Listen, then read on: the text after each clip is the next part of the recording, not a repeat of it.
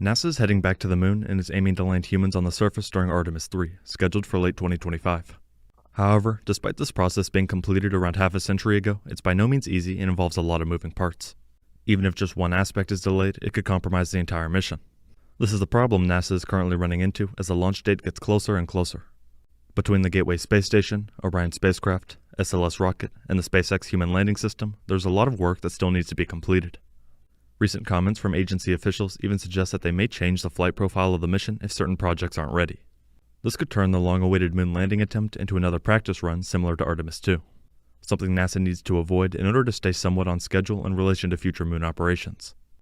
Here I'll go more in depth into the possible Artemis 3 changes, the mission's progress, impact of Artemis 2, and more.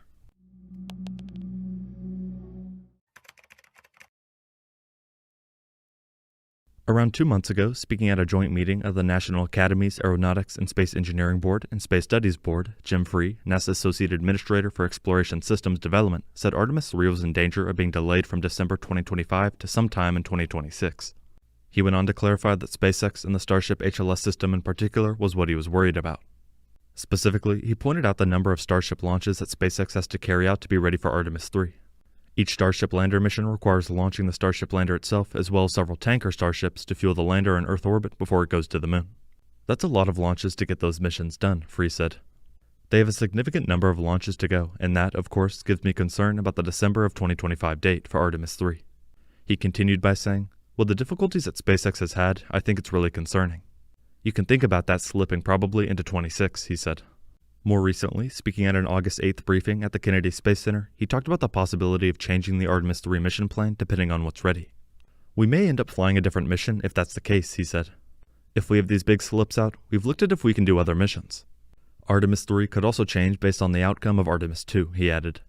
One thing we learned from the ISS is to make sure we're flexible so we keep human spaceflight viable, he said, such as changing the assembly sequence at the station based on when hardware was available. I think it's incumbent upon us to do that, he said. We're trying to look at all the missions that we could fly to keep learning. While Free made quite a few comments focusing on SpaceX and their contribution, there was also concern about NASA's contributions. Mainly, the outcome of Artemis 2 and how that impacts the next mission's schedule. Even though this launch is still scheduled for next year, the date is approaching very quickly. If something were to happen that pushes this launch back, it would almost certainly push Artemis 3 back just as much, if not more. This is part of the reason why NASA is so determined to get Artemis 2 off the ground on time. Over the past few months, we've heard quite a bit relating to the next mission to the moon. The mission will be to confirm all the spacecraft systems operate as designed with crew aboard in the actual environment of deep space. As far as progress, most recently, a critical auxiliary target for NASA's Artemis 2 mission was marked as ready for flight following testing at ULA's Florida facility.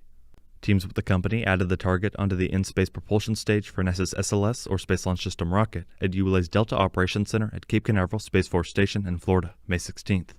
Following the safe separation of NASA's Orion spacecraft from the rocket's upper stage, the 4 astronauts aboard Orion will use the target affixed to the in-space stage for a proximity operations demonstration to test Orion's piloting qualities.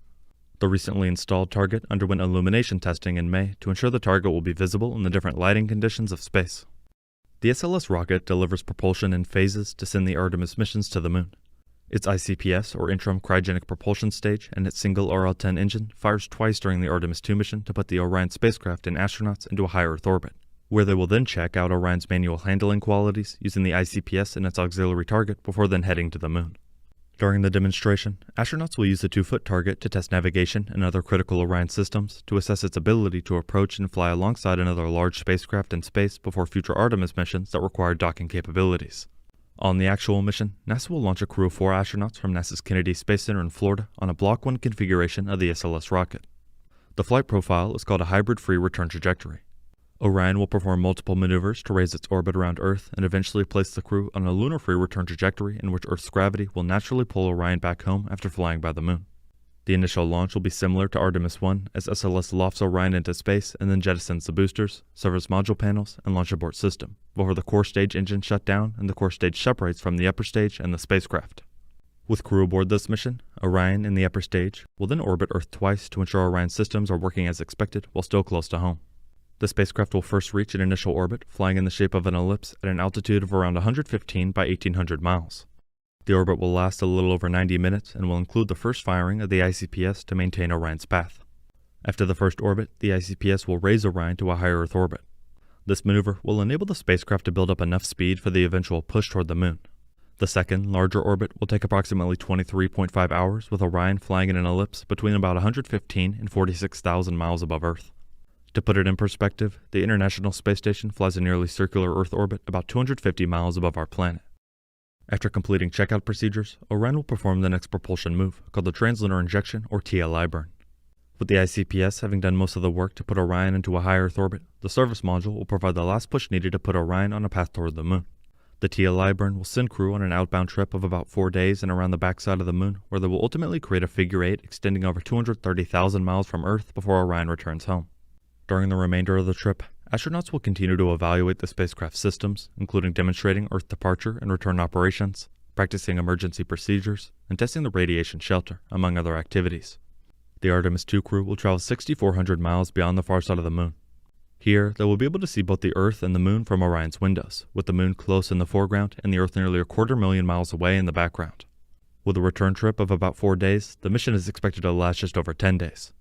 Instead of requiring propulsion on the return, this fuel-efficient trajectory harnesses the Earth-Moon gravity field, ensuring that after the trip around the far side of the Moon, Orion will be pulled back naturally by Earth's gravity for the free return portion of the mission. The unique Artemis II mission profile will build upon the uncrewed Artemis I flight test by demonstrating a broad range of SLS and Orion capabilities needed on deep space missions, said Mike Serafin, Artemis mission manager. This mission will prove Orion's critical life support systems are ready to sustain our astronauts on longer duration missions ahead, and allow the crew to practice operations essential to the success of Artemis III, he said. Over the next few months, we can expect even more updates on this mission as both the crew and NASA prepare to launch. If everything goes according to plan, a launch next year is possible, helping keep Artemis III on schedule as well. NASA is trying to prepare not only for Artemis II, but also III. Some officials are concerned about SpaceX's contribution, among others, to the point where they're considering alternate mission options. We will have to wait and see how it progresses and the impact it has on the space industry. Thank you very much for watching.